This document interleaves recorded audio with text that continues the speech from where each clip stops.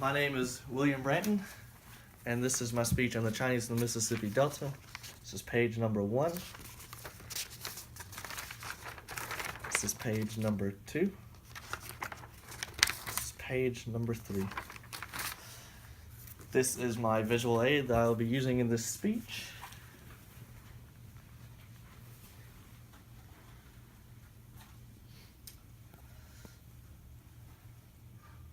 It is important to know about the history of the Chinese coming to the Mississippi Delta, since the Chinese have played such an important role in our society.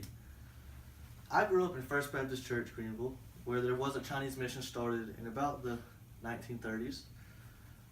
There was a little girl in it named Allison, and her grandparents weren't around, so my grandparents sort of acted as her grandparents, where they would take her to church every Sunday while her parents would run the restaurant that they owned. And every Sunday after church, we would go and eat lunch there. It was great. I loved it. The Chinese play an important part in the Delta, in First Baptist Church, everything. Today I'll be reviewing the ideas on why they came and their family life. Most came in around 1870, mostly by boat, to plantations to work to either replace or help the African Americans with sugarcane for the most part. One of the main reasons for coming was the opportunity. According to James Lowen's book, Mississippi Chinese, many families in China were penniless. So they could only afford to send over one person, so they would send over the mail to get money so they could bring the rest of the family over.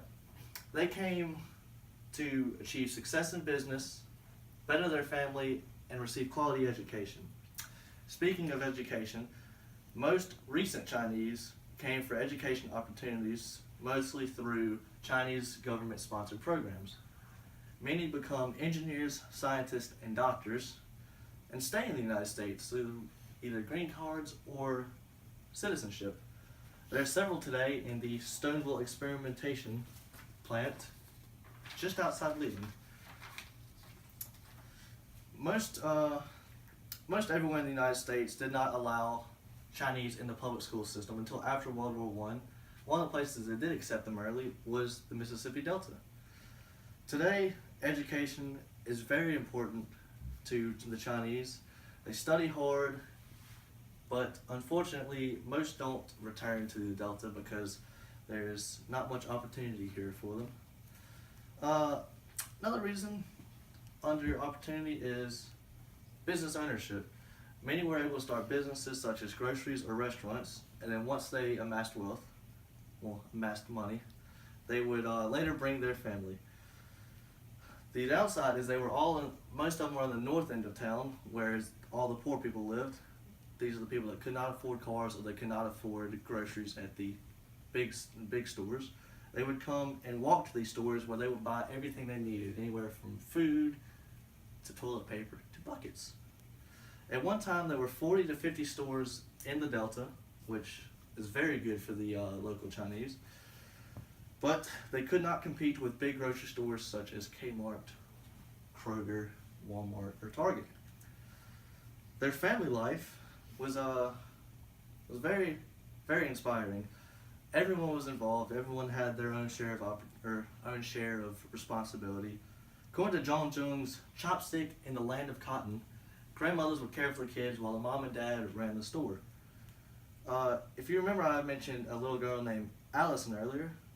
Her parents would run the store. My grandparents took care of her, took her to church and everything. And once we went to go eat at the restaurant, Allison would immediately go into work mode and help out her family with anything they would need. In grocery stores, however, kids ran the cash registers, restocked, even swept the floor.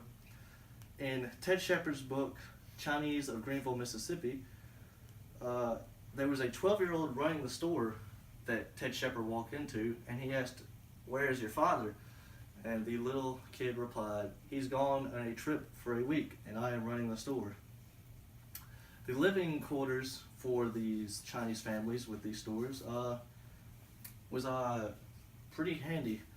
In the front of the building was the store, and in the back or attached or upstairs was their living quarters. This means they only had one building that they had to pay for, storefront, house back, one utility bill. They also didn't have to pay for groceries because they had everything they needed in that store. They usually didn't hire anybody because they could just get their families to do it, wouldn't have to pay anybody. Although they would sometimes hire African Americans to run the meat counter, just cause. Stores soon became obsolete because of robberies and murders, because it was always in the bad part of town.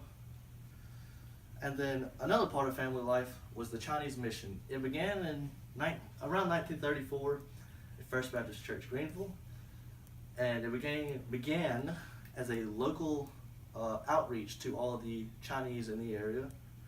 Met at 2 p.m. on Saturdays, and the Chinese, it met at 2 p.m. because the Chinese could not afford to have their shops, restaurants, anything closed for long. Like, they would meet from 2 p.m. to 3 p.m. and go right back to work. They felt comfortable in these meetings because they were around other Chinese like them. Some attended regular services too, but in the Chinese mission they had Sunday school, worship, English classes, and a youth group. Now, this handout I have, or visual aid I have, this is Ted Shepard. He ran the Chinese mission from around 1970 to 1990. He would have around 150 people at a time. Here's the Chinese mission in 1937, which was just a few years after it started. It already had a lot of people. This was First Baptist whenever the Chinese mission started. And this is actually a small little grocery store still running from one of the Chinese families. It was actually my buddy Isaac. His grandmother actually ran that store when she still was alive. In conclusion, the Chinese played an important part in the Delta. They had reasons for coming, such as opportunity, education, business opportunities, and also helped greatly with their family life. Are there any questions? What did they do before they were admitted to public schools? They had their own Chinese schools where they would all go because they were not allowed into the public school system yet. They were great contributors to the overall well-being of the Delta. Pretty much helped everyone out. Chinese came and quietly entered the Delta and impacted it in a positive way through their businesses and became a very important part of Delta society as we know it today.